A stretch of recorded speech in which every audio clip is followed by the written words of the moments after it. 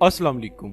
In vitro fertilisation एक ऐसा process है जिसके जरिए से लेबोरेटरी के अंदर फीमेल के एग और मेल के स्पर्म को आपस में फर्टिलाइज किया जाता है और फिर इस फर्टिलाइज एग को फीमेल के यूट्रस में इम्प्लांट कर दिया जाता है। आईवीएफ की जरूरत उन कपल्स को पड़ती है जिनमें से किसी एक इंडिविजुअल को फर्टिलिटी के हवाले से कोई मसला हो, जैसा कि ऐसी औरत जिसकी उम्र 40 साल से ऊपर हो गई हो तो इसकी फर्टिलिटी के चांसेस बहुत कम हो जाते हैं।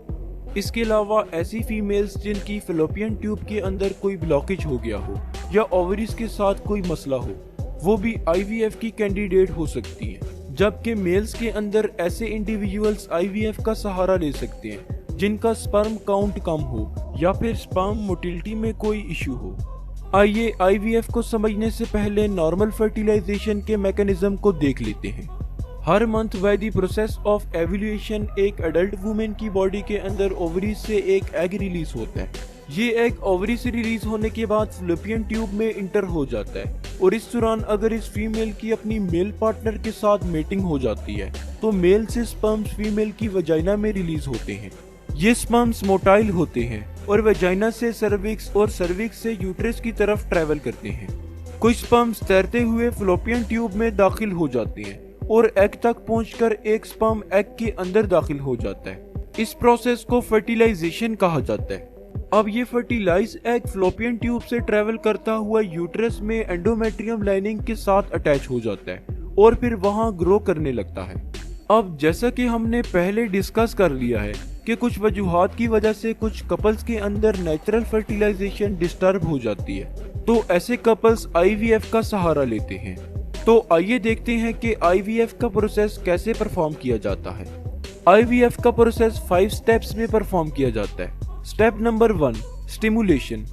आमतौर पर एक फीमेल मंथली सिर्फ एक ही एग रिलीज करती है, जबकि आईवीएफ के लिए हमें मल्टीपल एग्स की जरूरत होती है और इसके लिए फीमेल को फर्टिलिटी ड्रग्स दी जाती हैं, जिसकी वजह से मल्टीपल एग्स एक साथ मैच्योर होते हैं। मल्टीपल एग्स इसलिए यूज किए जाते हैं ताकि वाइबल एम्ब्रियो डेवलप करने के चांसेस बढ़ जाएं।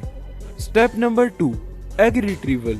इस स्टेप में एक सर्जिकल प्रोसेस के जरिए से मैच्योर मल्टीपल एग्स को एक्सट्रैक्ट कर दिया जाता है, जिसमें आपका डॉक्टर अल्ट्रासाउंड की मदद से एक सक्शन नीडल के जरिए ओवरीज से मैच्योर एग को रिट्रीव कर लेता है। Step number 3, insemination. इसके बाद मेल पार्टनर से सीमन सैंपल को कलेक्ट कर दिया जाता है और फिर टेस्ट ट्यूब या पेट्री डिश के अंदर एग और स्पर्म को मिक्स कर दिया जाता है। इस तरह कुछ ही घंटों में फर्टिलाइजेशन का प्रोसेस मुकम्मल हो जाता है, यानी स्पर्म्स एग के अंदर इंटर हो जाता है। इसके अलावा स्पर्म को एक नीडल की मदद से भी एग के अंदर इंजेक्ट किया जा सकता है। Step number 4, embryo culture. Insemination के बाद डॉक्टर फर्टिलाइज्ड एग्स को मॉनिटर करता है और ऐसे एग्स को सिलेक्ट कर लेता है जिनमें प्रॉपर डिवीजन हो रही हो।